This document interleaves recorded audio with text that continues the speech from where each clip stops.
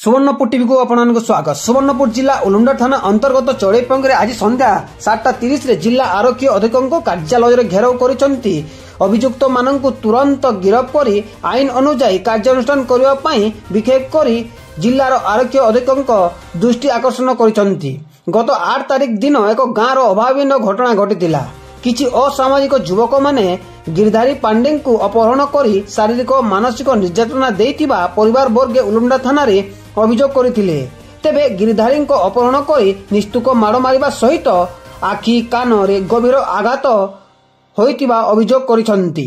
उलुंडा थाना उलुंडा पुलिस अभियुक्त पाइबा परे 2 जन को गिरफ्त करी आनी पचरा उचरा कर छाड़ी देथिले।